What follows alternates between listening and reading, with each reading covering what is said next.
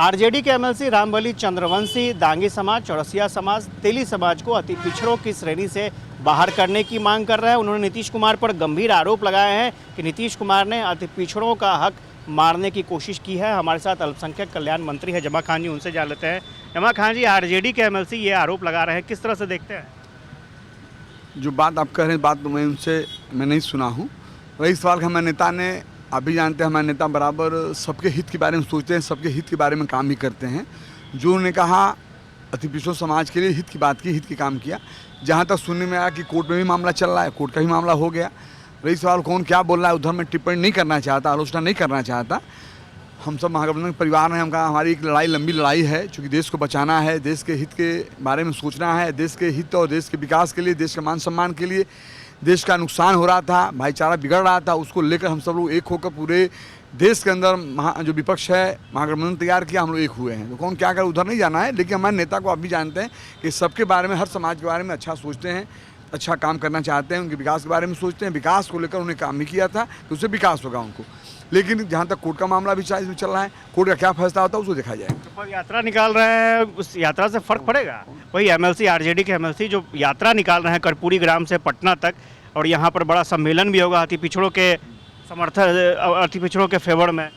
अब तो समय बताएगा, हमसे क्या बोलेंगे, हम समय बताएगा यात्रा कैसा क्या यात्रा है, यात्रा का नाम क्या दे रहे हैं, यात्रा क्या मतलब मुझे नहीं मालूम है। लेकिन मैं सिर्फ इतना कहना चाहता हूँ, ये मेरा नेता आदरणीय नीतीश कुमार जी का मैं शुक्रिया अदा करना चाहता हूँ, धन्यवाद देना चाहता हूँ, जिन्होंने प्रदेश के हर समाज के लिए सोचने का काम किया है, उनके मान सम्मान में खड़े रहने का काम किया है, उनका विकास किया है। कभी ये राजनीति उन्होंने नहीं किया है कौन वोट देता है कौन नहीं देता, आप भी जानते हैं। और जिस समाज से मैं खुद आता हूँ, उस समाज का भी बड़ा उन्होंने काम किया है। लेकिन कभी ये नहीं कहे होंगे कि कौन वोट देता है कौन नहीं देता है। मेरे ही समाज में आपने मालूम हुआ 11 सीट चुनाव में दिया था, नहीं लोग जीत पाए, लेकिन कभी आलोचना नहीं करते, वो तो सिर्फ काम विश्वास करते हैं। तो जो भी मेरा ये महागठबंधन परिवार है, कुछ ऐसे लोग हैं कहीं कुछ बोल देते हैं, उससे कोई लेना देना नहीं है।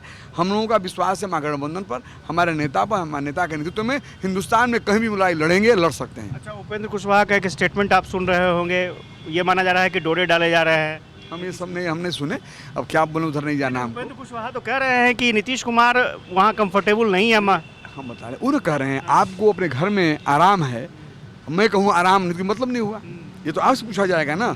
मुझे अपने घर में आराम है, आप हैं मान लीजिए, आपके भाई से आपकी मोहब्बत है, अपने भाई के साथ हैं, मैं कहता हूँ वो अच्छा नहीं उनको लग रहा है, मेरे पास आ जाएंगे, तो अपनी जबान आपकी, आप कुछ भी बोलिए, उधर कोई मतलब ही नहीं है बात करने का। Thank you.